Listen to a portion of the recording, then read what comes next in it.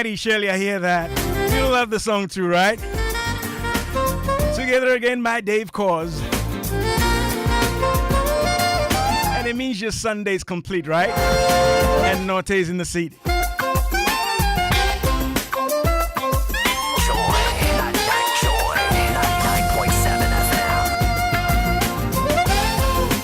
That's right, packaged and prepared this and every Sunday, 2:05, we're alive. I call it Ultimate Health, your ultimate guide to healthy living. This and every Sunday. The impacts on your health and your well-being. I will bring in the professionals and the practitioners, so we do justice to it. We're not just a frequency, we're a family.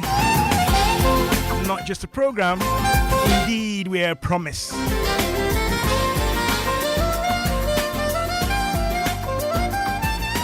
Joy 99.7 FM. That's right, you know how Nortey by Nature does it.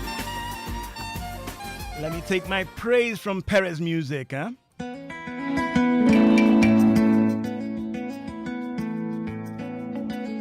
Joy 99.7 FM. Come on.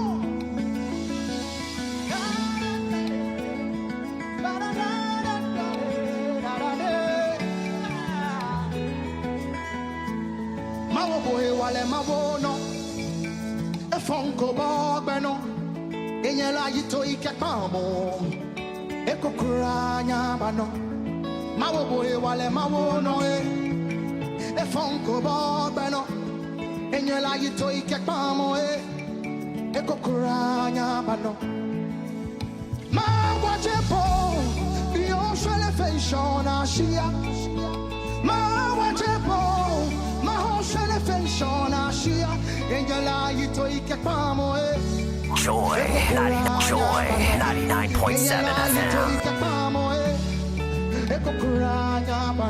Come on.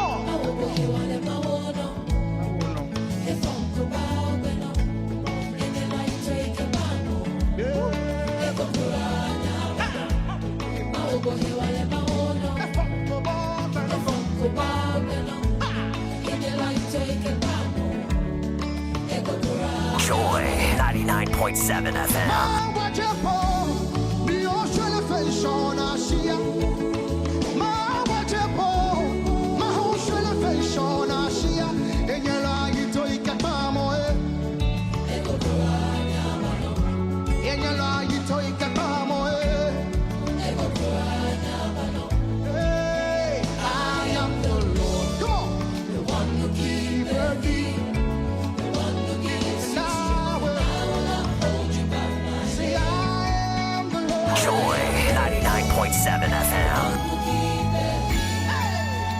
Joy 99.7 FM. Joy 99.7 FM.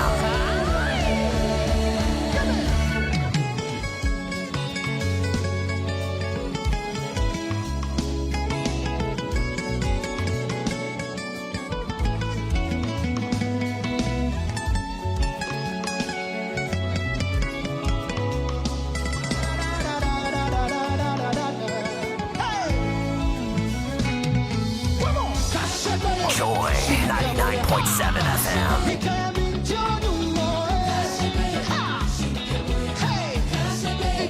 Joy 99.7 FM.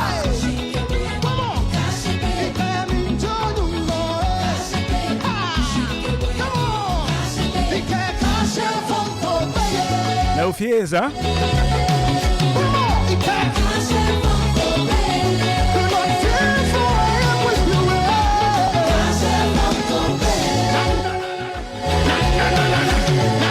Love it to bits. Perez Music.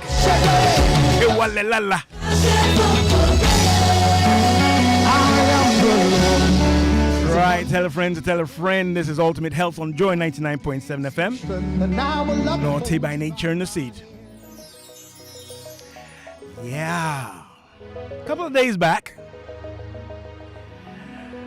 the president of the Ghana Medical Association raised concern, about some misconduct, malpractices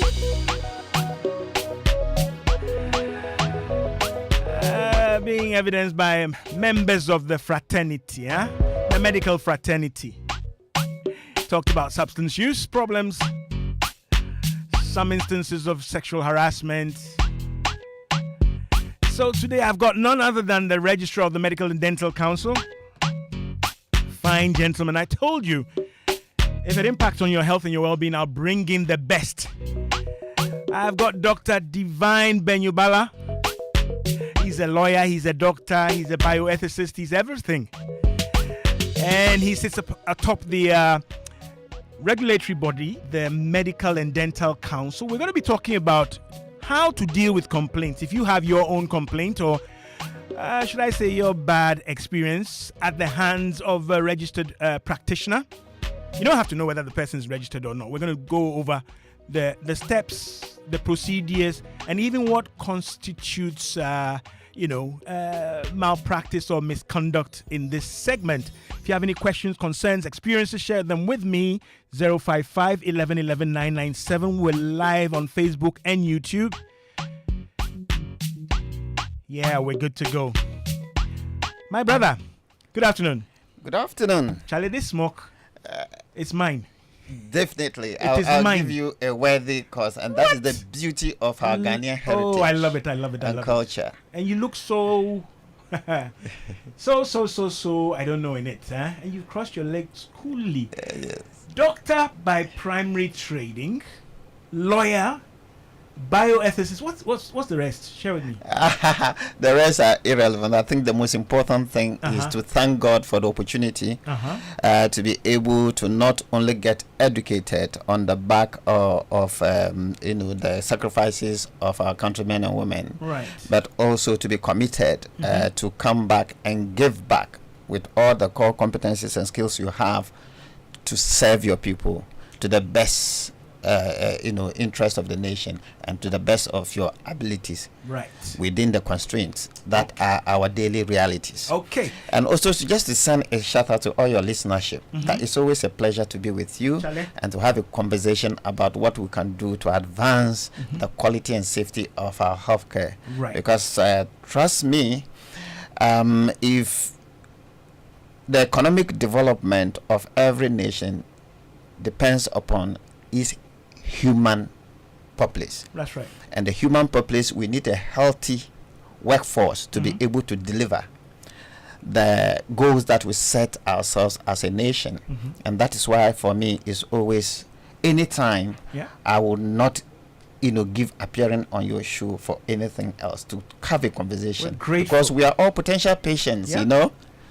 No matter what qualifications, what religion, what gender, we are all potential patients. Absolutely. Well, how did you take, I know we talk about this a lot, Divine, you and I, but how did you take the comments of the president of the Ghana Medical Association? Thank you very much. I think first I did not listen to the full. Okay. Unfortunately, I did my presentation at the scientific session on the Thursday, but we're having disciplinary processes ongoing, and I ought to be back. So unfortunately, I could not be part of Plus the you're last running exams as well. And then we were also running our examinations, as you're aware. So I needed to come back. But I did give a presentation to the association, and the theme of the conference was around entrepreneurship, professionalism, and the impact upon that with health workforce. So I think he may have made a comment on the back of some of the key issues that are put before our colleagues during my presentation. Right. But I didn't listen to his entire comments fully. But I did get bits of it, which actually speak to specific areas of concern that we all share. And I think that as a profession, it was the most noble and responsible thing to do. Right. That at our annual conference, we are reflecting on what the feedback is from the people that we have dedicated ourselves to serve. Right. And Let to me just get come that, in there. Yeah, yes. Divine, sorry, man. So when you say feedback, you're already telling my listeners that there are pathways, and then, of course, as a regulatory body and as a professional fraternity or association, you are actually looking out for feedback Absolutely. in order to feed it into the loop and regulate your practitioners. Excellent. Okay. Very well put, succinctly. So a complaint or raising a concern about the sufficiency or the quality of the service that you get from a practitioner, or the propriety or impropriety of a conduct exhibited by that practitioner, or that there is some, you feel strongly there is some violation of some ethical principle. Okay. Those things help us then to be able to go into it, and we'll be going through the processes and hold our professionals accountable. Okay. Because at the core of professional regulation is professional accountability, Right. and responsibility for decisions that we take professionally. Okay. And that is why I'm happy that, as always, you chose this wonderful opportunity for us to share. Right. Okay. But also to hint that healthcare practitioners in general, and for my purposes here, doctors, dentists, and physician assistants, Okay. who are directly within our regulatory mandate, they are not saints. Right. Many people think they are untouchable. Yes, they are human beings who happen to be engaged in the healing ministry, if I were to put it that way. Okay. Which means that all the things that are inherent frailties of the human condition Apply to them. apply to them. In other words, hazards of the in a socioeconomic situation Okay. are also exposed to them. Hazardous chemicals, substances that are available for people to use. And remember, they are also just affected as any member. Humans They are humans living in so the same they will socioeconomic- suffer the same physical ailments. Right. They suffer the same psychological ailments. Right. And in some instances, they get hooked onto substances Right. and medications that they shouldn't be. And they know that they shouldn't, but unfortunately, they are also human beings. Okay. So this, gives rise to the possibilities, the potential that a practitioner may engage in many forms of misconduct, malpractice. Absolutely. It could be that he or she is not well or has some challenge. It could be that they are exploiting vulnerabilities, many other things. But Absolutely. what is critical for us is that there is, as part of your regulatory function, an overview and a path that looks at all of these things. Now, folks, I think a year or two back we had Divine here when they were celebrating 50 years of That was regulation. 2022. That's right. In August of 2022. Okay. Yes. So many of you recall that now doctors are uniquely identified. They have numbers, apart from signatures that you can't read, right? They have numbers that are supposed to be quoted on most of their correspondence, and that allows you to identify them. He also dealt with the issue of the expansion of the scope, right?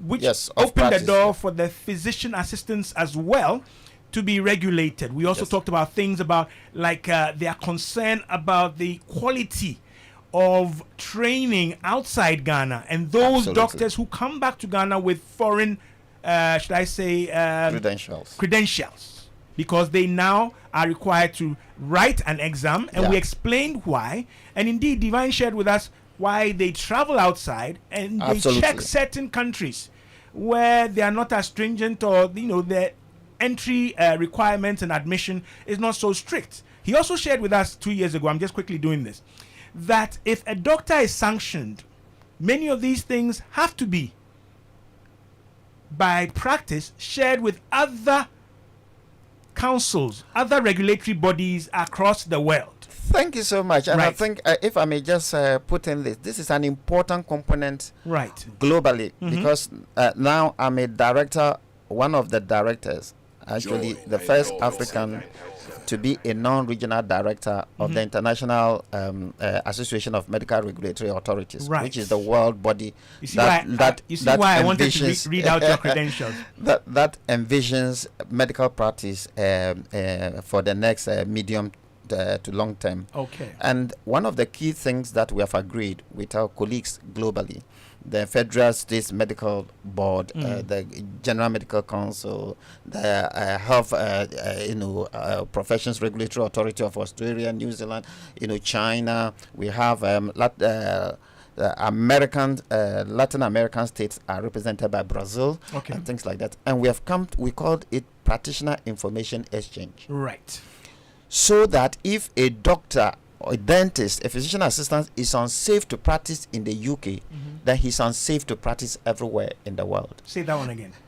Any practitioner who is deemed unsafe to practice in Ghana, right, for example, is then deemed unsafe to practice anywhere so in the world. He can't just hop on a train. No. So we exchange that information, right, so that all the regulators will have that, because that is at the heart of performing our primary duty of protecting public health and safety, and providing guidance to the professionals whom we regulate. Okay, folks, if you just joined us, 90 minutes past the hour of 2 on Joy 99.7 FM. I'm talking with the Registrar of the Medical and Dental Council, Dr. Divine Benyubala. We're going through the issues of complaints that you may have with practitioners, and of course the whole area of fitness to practice. Yes. How is that defined? Who defines it? Okay, but he's telling us also on the heels of my intro that if or should a doctor be identified by his regulatory body to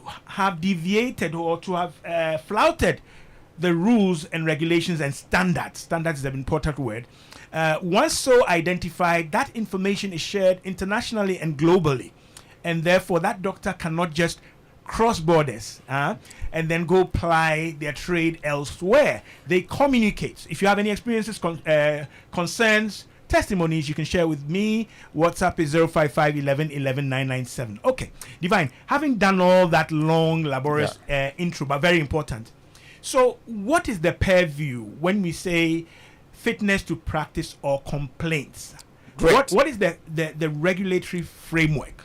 Within our setting in Ghana, we deploy the term complaints slightly differently from a fitness to practice concern. Exactly. And that was deliberate. Okay. But generally speaking, and this is important for the listenership, if you were any concern you raise with a professional regulator, presumably raises a fitness to practice issue. Okay.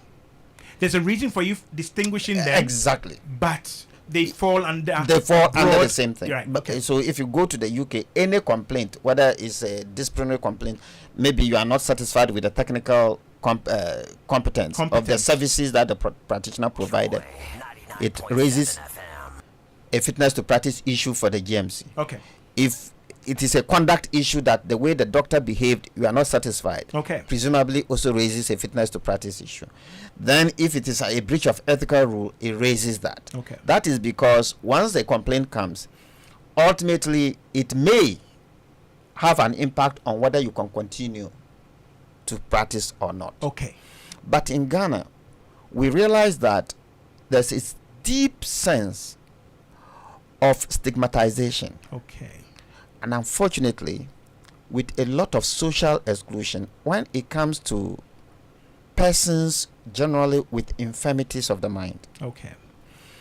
So we decided that the framing as a complaint, as if it's a disciplinary matter, where you are then put to the axe and street proof, was within the context of our socioeconomic reality, sociocultural setting, was not appropriate. So we decided to separate those matters that we think speak to directly about the technical competence, the conduct, and a breach of ethical issue, which are purely disciplinary in nature, and therefore become complaints. And then therefore become complaints. Triggered, experienced, observed by the patient. The patient, or a relative of the patient, or a third party who is observing, or an employer who is thinking that this employee of mine, who is a doctor, is breaching this ethical rule or the other. Understood. Then, because we started off by saying doctors, dentists, physician assistants are human beings. Right. They are prone to all the ailments that humans have, it means that some of us may then have physical, psychological, or mental conditions, Right. which may impact on our performance and therefore raise fitness to practice concerns as to whether or not we can continue to practice in the position in which we are, Okay. or whether we will need to be restricted in what we do, Okay. or whether we need, in the ultimate interest of patient safety, we need to take the person off our register. Okay. Now, a number of risk factors then can expose practitioners to this. For example, if a practitioner is addicted to substances, Right. as with alcohol and other drugs and other substances and Okay. all the other addictions that we have, then that raises a fitness to practice issue. Okay. Second, a practitioner may have a psychiatric disorder, and Okay. I will explain to you. We are beginning to see quite a number of practitioners, Okay. exhibiting signs of psychiatric and psychological illnesses. Right. And then we are dealing with that, and I'm sure that is the context in which the president of the GMA, Okay. put this up.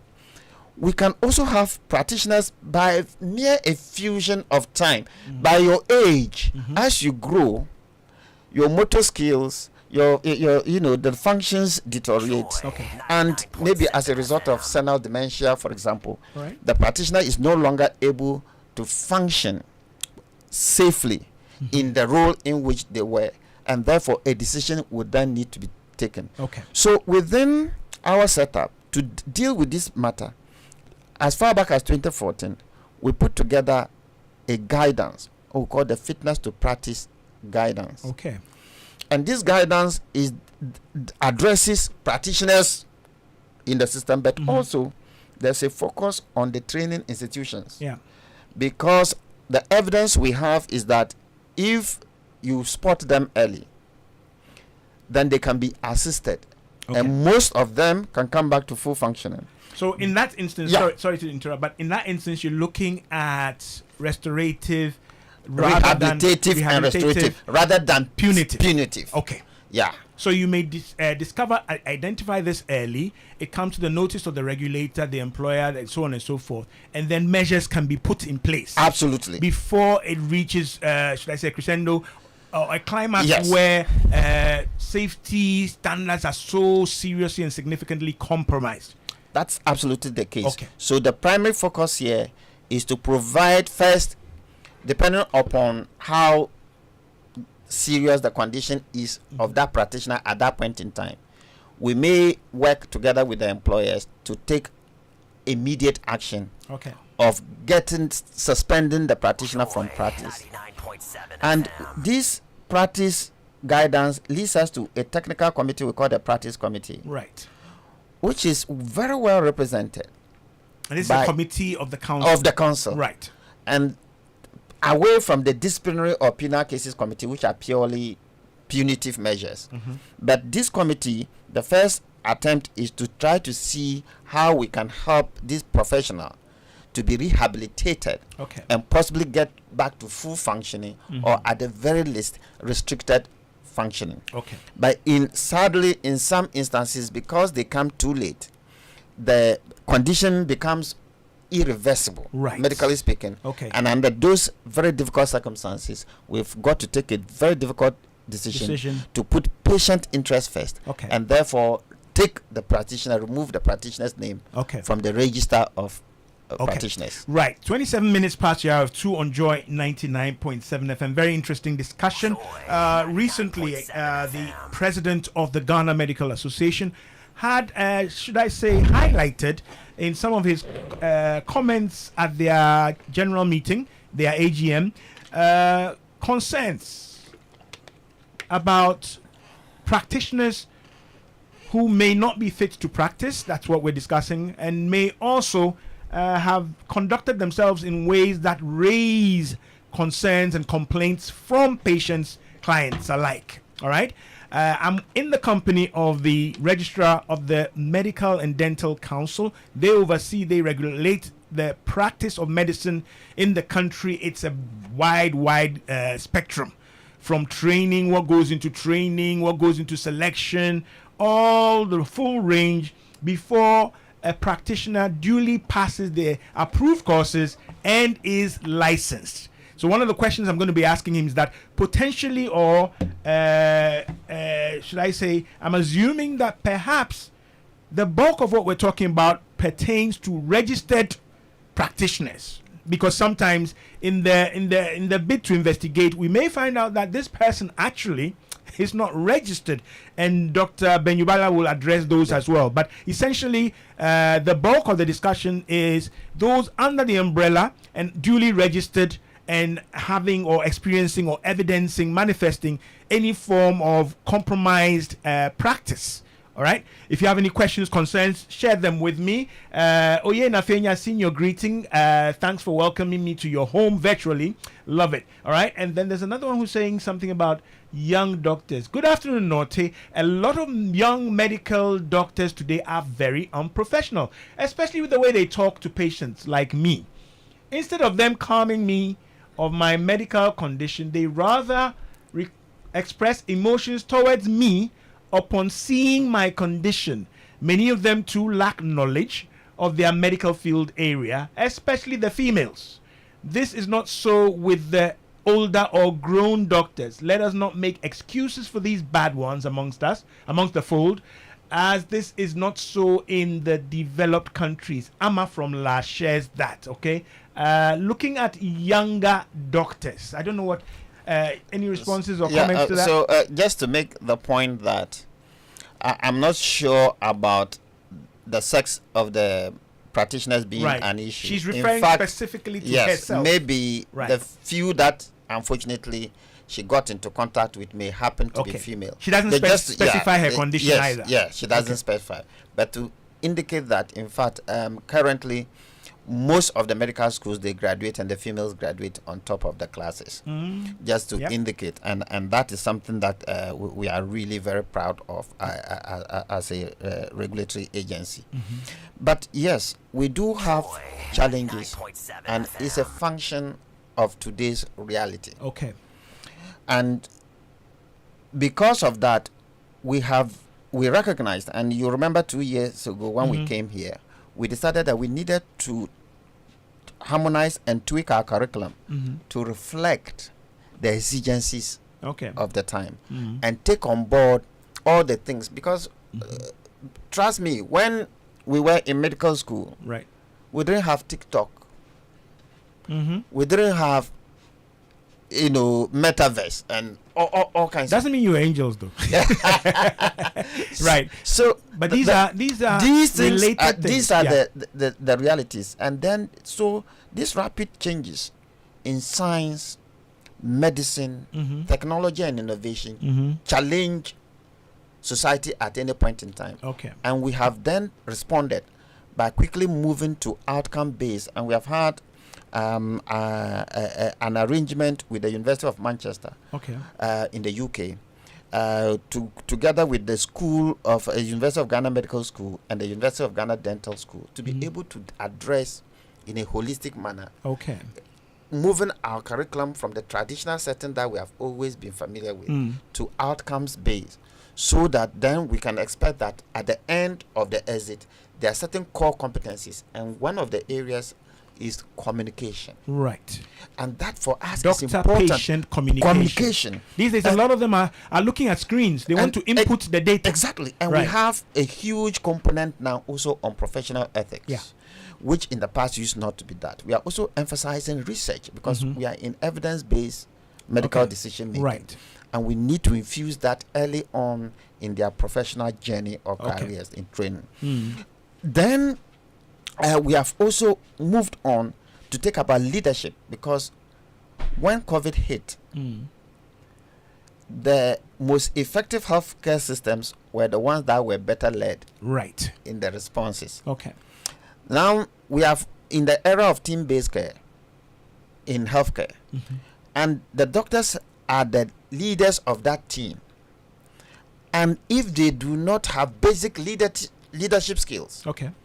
then you find that they are not able to mobilize. So essentially, team. we're retooling them. We are retooling them. Okay. So this is where we are. Then also, there's a second component. Mm-hmm.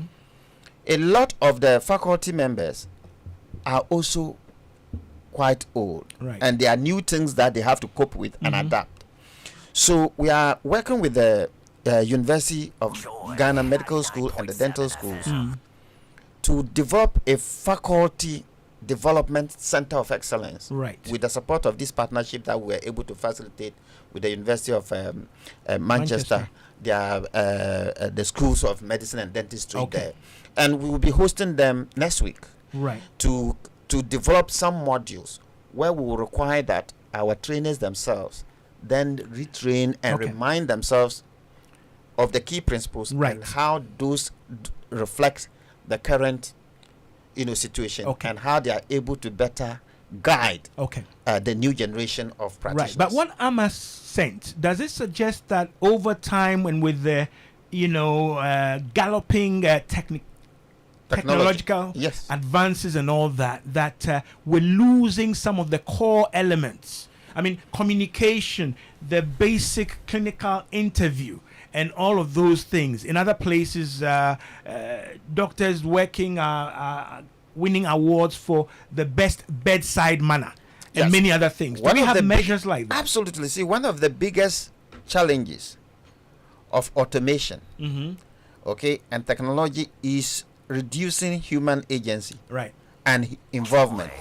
And if you don't creatively and consciously deal with that, then you find that we become the professional, that therapeutic, that therapeutic relationship, which is what most patients we were taught they just want. An art. Exactly, that's the art of the That's why medicine and dentistry are difficult subjects for most people, because it is once a science and also an art, and you need a fine balance of these two to be a great practitioner.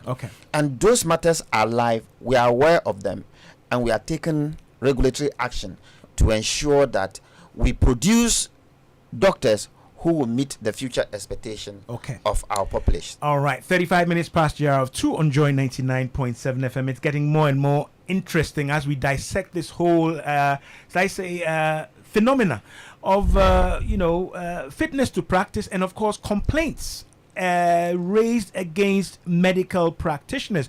I'm still talking with Dr. Divine Benyubala. He's the registrar of the Medical and Dental Council. They roll out all the regulatory measures and procedures, licensing, you name it, all right? And therefore, a practitioner is expected to be upright or in good standing when it comes to all of these considerations.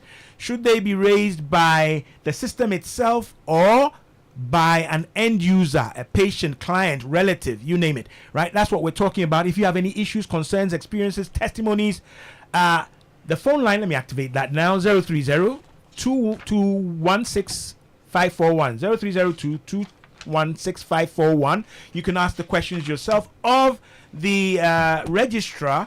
We'll go through the procedure for identifying and indeed lodging or reporting complaints, and then you get an idea of what goes on. Many of us seem to think that essentially they are regulating themselves. So they will not, expose or identify and sanction their own, right? But there's a very, very stringent procedure, and many doctors do find themselves on the wrong side of the table when it comes to these things.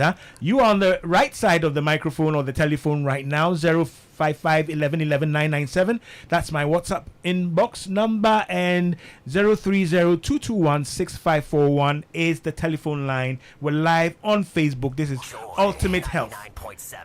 Indeed, on Joy 99.7 FM. Let me remind listeners also that Made in Ghana Fair is ongoing at the Good Park near the Accra Mall. Today, the last day. I think they do wrap up at 8 p.m. Lots of goodies made in Ghana, lots of partnerships and stakeholders available there. So rush there as you listen to us in your car, of course. To the Good Park is GHUD, good. There's a blue mall adjacent to the Accra Mall itself, right? And that's where it is being held. Made in Ghana Fair is going on as we speak. Yes, Doc. Yeah, so first one, who may report? Whether as a complaint or a fitness to practice concern, we encourage for practitioners who have psychiatric or psychological problems that they think will impact on their performance. All right. We encourage them to self-report. Right. We also encourage other healthcare practitioners, especially their colleagues, doctors around there. You have a professional obligation, right? Because you know that the state of your colleague places patients in harm's way. Okay. So that potential harm to patients is something that you have a professional obligation to. And we do the self-reporting because in our Hippocratic oath, there's a commitment that you take care of your health so that you can better care for other people. So a doctor can bring his or her challenge directly, and we do have some of them who come of the like, look, I have this problem, please, I need some help. Right. Then we can get the employer. If this doctor is employed, then the employer is encouraged to make the report. In fact, we have had very, very good cooperation with employers, and there are times that medical directors and administrative directors of health institutions have had to call us that, look, we have this patient, this practitioner who is not looking good at all. He's not well and cannot take care. He's putting patients in harm's way. Please, can we do something about this? This is directed at the Medical and Dental Council. And then you are duty bound to respond. And we are duty bound then, given and these very acute cases, we then suspend the practitioner's license. And then ask the practitioner to come through our process, which I'll be enunciating shortly. Then any member of the general public, including the practitioner's family and friends. I mean, it's in the interest of your friend or relative that they are well to be able to continue to do the work that so I have a relative who's a doctor. Yes. I am aware of certain challenges he or she may have. Yes, whether alcoholism, whether the person has a psychiatric condition and is not probably doing well on drugs, and you think that it is impacting on their capacity to be able to perform, or they are not safe enough for themselves and therefore for their patients. You have a responsibility to just a question there. So am I doing that on conditions of anonymity, or no? I must disclose my relationship to this person. So for all of this, you we can't expect make a blind, because somebody can use that to damage somebody's career. So because of that, we insist we will keep your information confidential. And only contact you if confidentiality needs to be broken for some legal purposes. So or whatever other purpose that we require. But we'll get back to you. But we'll need your name, your full address, where you stay and things like that, so that we don't have people coming up with all kinds of frivolous and spurious and malicious allegations against honorable members of the profession.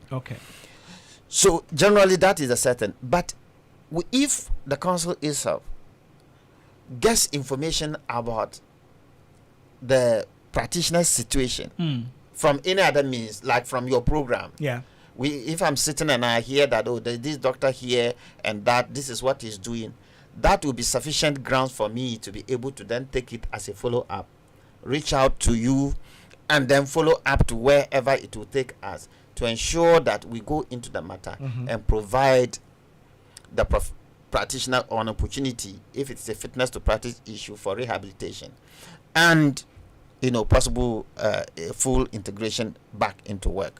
If it is disciplinary, which I'm going to go through, for a disciplinary matter, a complaint where you think that it's not because the person has a psychiatric condition or the person is addicted to any substance, or the person, I just didn't like the way the doctor handled it. Yes, you didn't just like, or you felt that the treatment is given is not standard treatment, and things like that, or the way he spoke to you, like the lady indicated, that you've complained to us.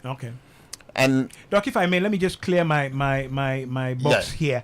here. Those of you who are asking, you can go to My Joy Online, click live radio. You can follow us. We're also live on Facebook and YouTube. I'm getting a couple of messages from discerning listeners outside Ghana. They're asking questions. All right, so you can do that very quickly and easily. Click live radio Joy FM, and you'll be getting us. All right, okay. Hold on, Nortey, I'm back. Oh, the day in Maryland. Oh, my sweetheart is back. All right, she's been busy. I don't know if the doctor is the right person to pose the question to or the NCCE.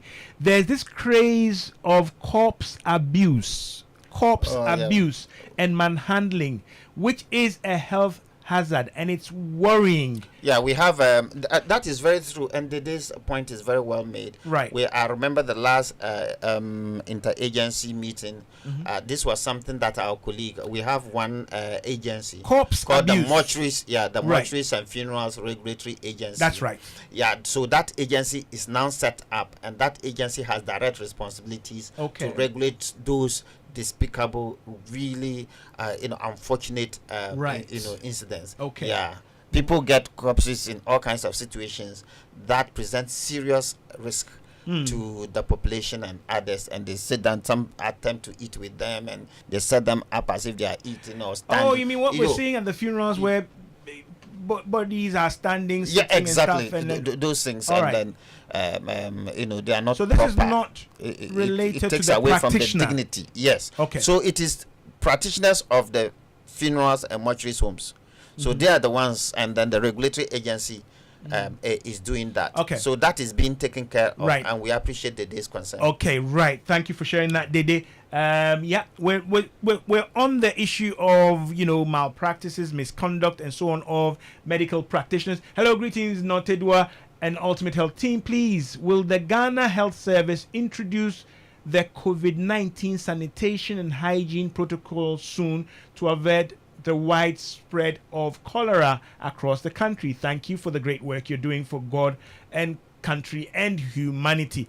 I think that the Ghana Health Service is on top of this Yeah. cholera issue, Yeah. and all the infection prevention control protocols have been activated, and I think that they're giving treatment. But we thank them. Yeah. It takes all of us just to remind ourselves that we keep our personal Yeah. hygiene. If you go and you use the washroom, wash your hands. You go coming from the farm, or you put your hands in soil, wash your hand Right. before Yeah. you touch anything, and things like that. And we thank.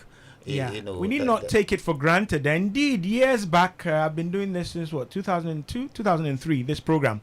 And years back, on a cyclical basis, we'll have to have this cholera thing and, do lots of programs. I can say confidently and categorically that it has really been controlled over the years, though once in a while we get these flare-ups. yeah. And but point well taken. Let's all keep to and make sure that they hygiene. cover food. For those of us who make sure food is covered, is eaten hot. Yeah. Make sure that if you are getting vegetables and you are not sure where they're coming from, you make sure you have vinegar and other things. You treat that before you eat it as a salad and things Right. like that. Hello, Nortey. Please speak to the very bad practice of doctors requesting for a fee before issuing a medical report after treating a patient themselves. This is from Sam. Yes. So a number of issues come under complaints. Okay. People, there are instances where doctors have issued excuse duties improperly in the Right. professional sense. Okay. There are instances where doctors have engaged in some health insurance fraud. Okay. Fictitious claims Okay. and things like that. And those matters would then be looked into. There are instances where practitioners have, for example, engaged in unprofessional boundary issues. Okay. So there have been instances where they have either harassed patients, or their relatives Right. who are under their care.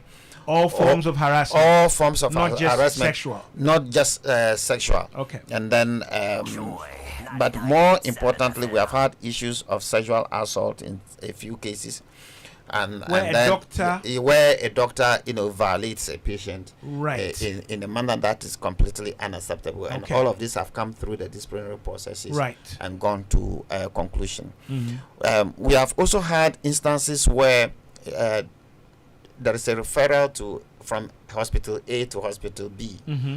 Maybe because hospital A, it does not have sufficient resources to be able to manage complications that will arise from the patient's condition if the Right. treatment commenced.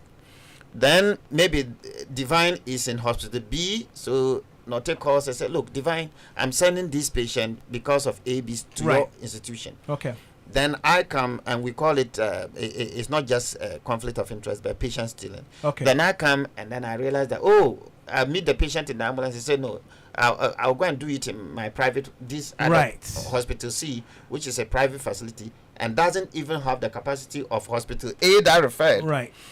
Then But you because run of into difficulty. conflict of interest. Yes, I have and you moved this run- patient. Exactly, and you run into difficulty, and then you bring the patient back to hospital B, where Okay. the patient was supposed to go. And tragically, in some of these instances, we have lost the patients. Right. So we've gone through there are serious conflict of interest issues, Right. and then also, when doctors, All So- these can be reported. all these can be reported. Let me give you the example of the sad case of the woman who was left at the roadside or nearby bush.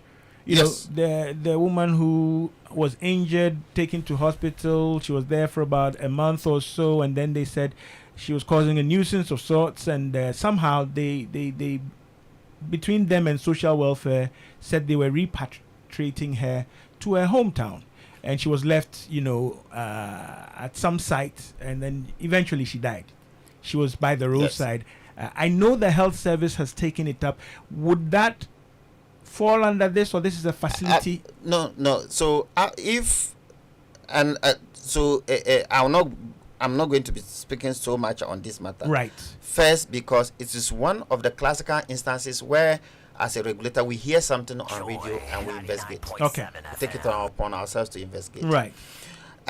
Yes, the Ghana Health Service took immediate steps. I had conversation with the Director General. We had also commenced our investigation, Okay. and I had to speak with him, and he set up a team. They've kindly shared with us the report of that team. Okay. As we speak, the matter is before us, so I will not You're right. be able to speak. I was more just thinking- to look at the degree of involvement I'm just thinking of the practitioner. Right. Okay. That is only So because the medical director, or director, somebody- the yeah, head of the institution, was cited. Yeah. in the matter, Okay. and he is a registered practitioner, Okay. and therefore, we need to go into it and see whether it's not just a technical competence issue, but whether his Okay. conduct in this matter Right. reflected the Okay. conduct that is expected of right. Let me bring you back to the stable profession. and Yeah. ask you. So, for example, a lot of the examples you've given, fictitious excuse duty or insurance claim and so on and Yeah. so forth, these are complaints. Yeah. They are not fitness to practice. Absolutely. That's what I want you to help us. Substandard treatment. We get negligence. Right. All those things, or you didn't speak well to me. or These you are failed not to infirmities or think of- potential No, they are not possible infirmities of the mind. They are the not physical practitioner. infirmities that Right. will, impact on your capacity to Okay. perform Yeah. in your job, or it is not issues of addiction. Okay. And I want to bring a certain nuance. And the mere fact that you have an addiction problem does not mean you cannot also have a disciplinary issue. Right. And we have some life matters. You can like have that. hybrids. Yes. Yeah. So and we do have. Okay. And currently we have one like that. Okay. So we have a situation where somebody had serious disciplinary matter in respect of the quality, the technical competence of the care. Okay.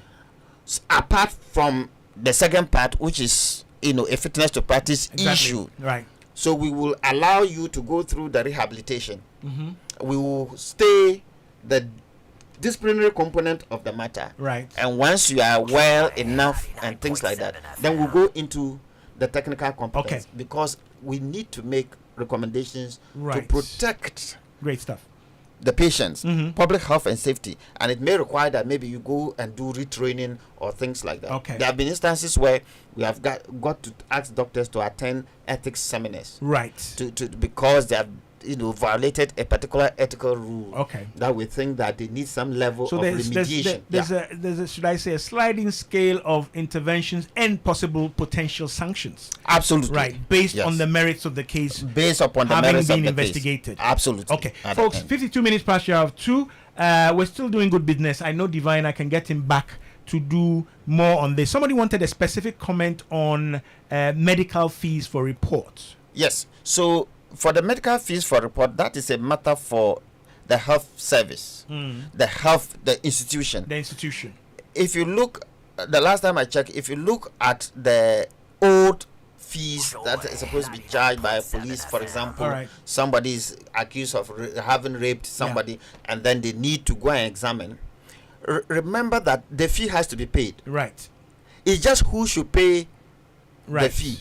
It is wrong if the doctor is personally, unless it's in a private hospital or something. Right. But the doctor is not supposed to. Is the institution Right. that you pay to.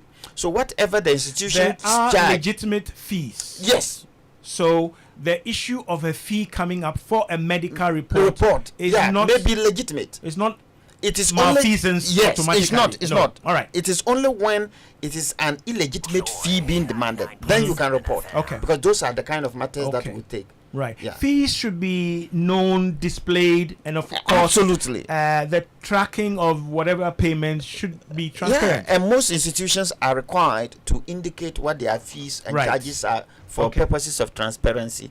Because even under the patient charter, Yeah. which we attach to the Public Health Act, Mm. it is clear there that the patient has a right to this kind of information, Okay. information about the fees, the Right. kind of charges, Okay. so that they have reasonable expectation Okay. of what at the end of the treatment regime, what they will be called So, upon. if in doubt, you can report Yes, this, but then the you can investigation report will it. show whether It will it's show legitimate. whether or not All right. it was legitimate or illegitimate. Okay. Yeah. Good morning. This one says Kojo Youngson. Oops. Come to Kwai Bibrem in Kede district. The Galamsey has intensified greatly. The movement of it. Okay, this is more Oh, yeah. Galamsey related, but Galamsey it can't get to health. Eh? It All right. does. It Yeah. does. Okay. But that's another matter. So all of these can be reported Absolutely. directly. Is there Directly. a portal? Do I have to go there So personally? no. So you can report through our portal. Once Okay. you get onto it, you can come to information at mdcghana.org. Okay. You can do our investigations mdcghana.org if you Okay. don't have to come in. MDC physically. being the Medical and Dental Dental Council.org. Okay. Ghana. Okay. MDC Ghana. Ghana, one word. All right. .org. .org. Okay. Or you can register at mdcghana.org. Okay. Any complaint for those of us who have the Okay. opportunity to be able to Right. use Apart from electronic online- platform. Then you can walk into any of our offices. Mm-hmm. The head office, as you know, is Najaben Accra. Ajabeng. We have a zonal office in Edum, Kumasi. Okay. We have a zonal office. The last time we had just 2 or 3 zonal offices. Now we have more. So we have a zonal office in Tamale, located at the Regional Health Directorate. Okay. We currently now have a zonal office in Koforidua, situated at the Regional Health Directorate. Okay. We have a zonal office in Takoradi. We have another zonal office which we just opened towards the end of last year and early this year. We put Okay. into function in Sunyani. So they So can any all of them, you receive- can go there. Okay. Now, unfortunately, we are still working with the old rules. We try to change the rules to make it easier for people to complain. Unfortunately, those rules have not yet, those amendments have not yet passed Parliament. Okay. But the current requirement is that you need, if you are not a public officer, you require a statutory declaration to attach to your complaint. To your complaint. Just to affirm that this complaint is made in good faith and not out of malice and things so like you that. now have to go to a commissioner of oath. A commissioner of oath. Right. But once you bring the complaint, even if you cannot read or write, don't worry. You tell your story. We have our officers to help you Okay. to capture it in written form. They will read over it to you, Right. and once you are happy, they will give you the opportunity to thumbprint it and Okay. submit. Okay. Yeah. Let me quickly read this one out, and Divine knows. I hate going to Ajabeng, but that is where I know. The MDC HQ is, if you know, the births and deaths registry, Yes. after what we know as Kingsway. Yes. Now it's Human Way. Traders and hawkers have just, but you can still do business there. And he's talked about the zonal offices as well. Running out of time, but good afternoon, Nortey. My name is Kwesi from Kade. Okay, this is after the Galamsey message. Right. Please, there is this thing that doctors do that is surprising. You book for surgery and you pay for the surgery. Then the surgeon will charge again for the surgery he's going to do for you, which goes to him personally without any receipt. This happens especially in the teaching hospitals. Nortey, the appalling thing is you need to pay the money before the surgery before the surgeon performs the surgery for you. I'm hearing a lot of these things, even with some private facilities, where people are being asked to mobilize money, sometimes in foreign exchange, before a procedure or a commitment to, should I say, undertake a procedure is given. Yeah, I'll need to situate it within public and private sectors. Right.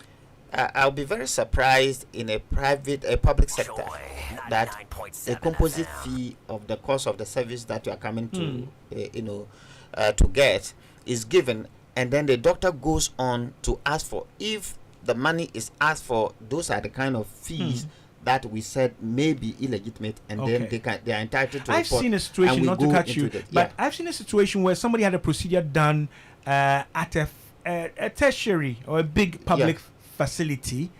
They knew they were in a public facility, and they paid the fees. The receipt was from somebody else's private facility. Yeah, so those are matters of conflict of interest that can be reported, and then we can go into them. All right.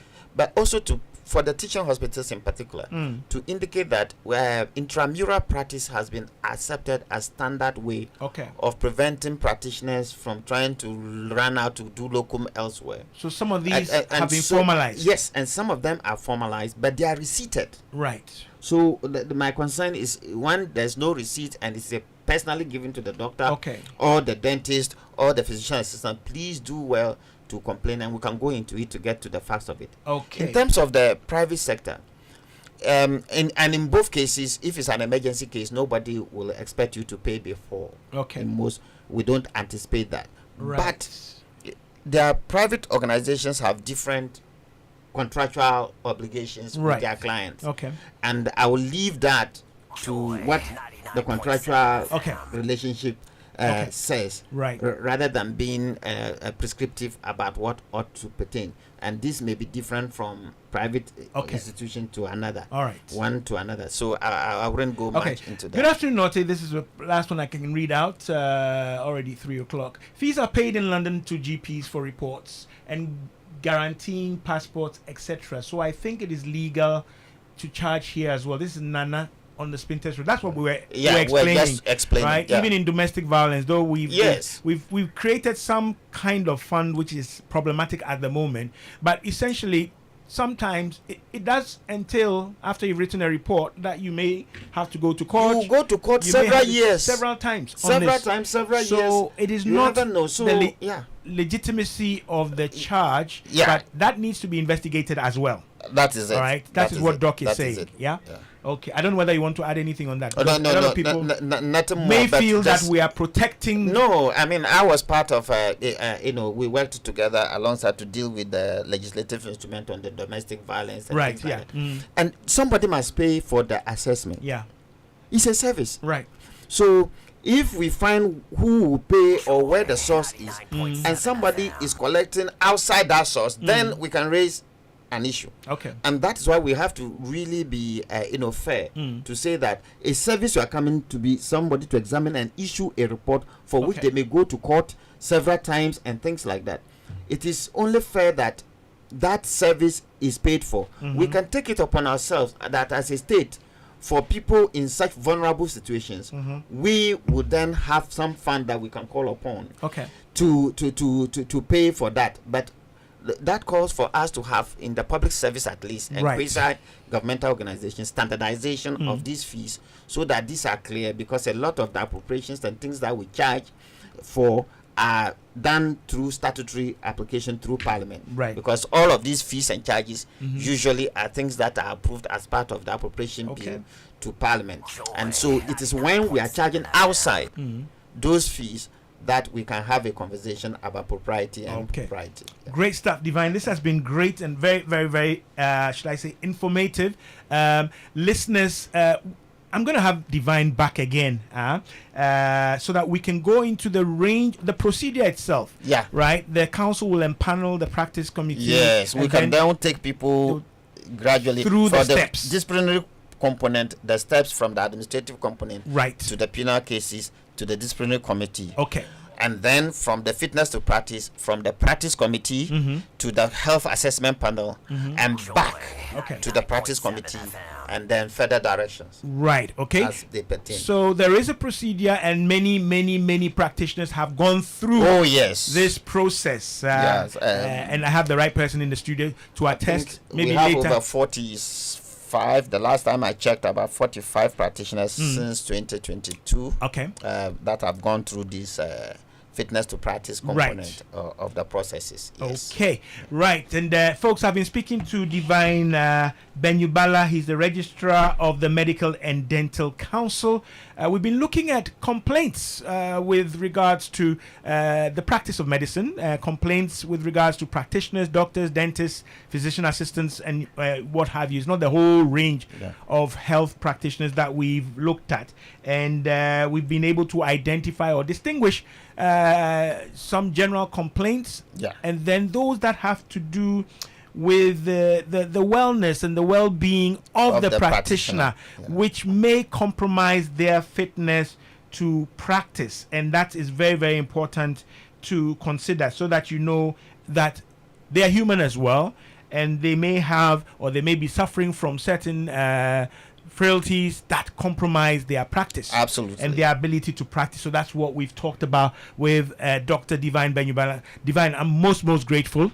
Thank you so much. I'll yank you in again. Yes. Yeah, currently he's also running exams because doctors do exams at various stages. They have to renew their licenses and so on. And we have inductions coming up this week. On Friday, we'll be receiving over 500 young doctors and dentists into the professions. Okay. And then so we look forward to welcoming you if you're around, and then to come and share the occasion with us and our our new practitioners. To doctors outside, and to my brother and mate, Fanspoon mate, Dr. Bequin in the US. He comes regularly and recently had some challenges renewing his license. Though he's practicing outside, he does renew here as well, and there were a few things there, and I did promise him that he can get that sorted out. It's been sorted out. That is sorted out because we now have a well-structured arrangement to actually facilitate the engagement of our diasporan practitioners who are at the top end of their practice there,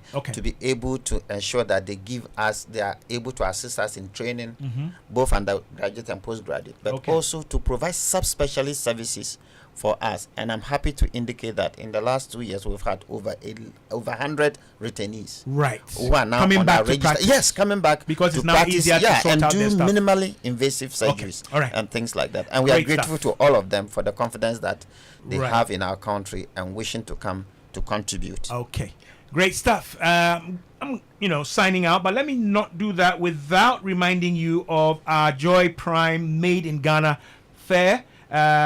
It's happening now. Today is the last day at the Good Park Accra Mall. It started on the 14th. Today is the last day, the 17th of November. They will wrap up at 8 p.m. And so they've been on since 8 a.m. the whole day. Go there and experience the proud Ghanaian originality, authenticity, and rich culture as we display Ghanaian inventions, locally made clothing, shoes, bags, jewelry, beads, beauty products, Ghanaian rich local food and music, and many more. The fair will be packed with lots of activities and many surprises, so don't miss out on the Cook Fest. I think that was yesterday. And it's being sponsored by EcoBank, the Pan-African Bank, Syntex Tank, Air Strong, Air Tough, Go Natural 100% cocoa and fruit juice, Ghana Pay, Mobile Pay, your money your way, DPS Pipes and Plastics, connecting you to life. Media partners Joy FM, Adom FM, Asempa FM, Inshra FM, and Love FM. So I'm done. I've had the Medical and Dental Council in the studio. Their copy line or slogan is guiding the profession, Protecting the public. protecting the public. Yeah, we've been doing just that. Take and stay on Joy 99.7 FM. I'm out. God willing, next week you have another healthy edition. Take and stay. Don't go away.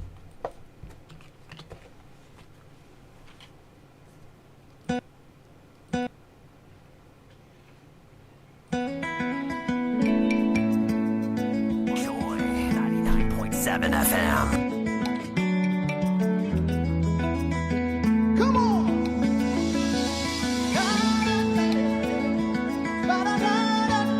Joy 99.7 FM.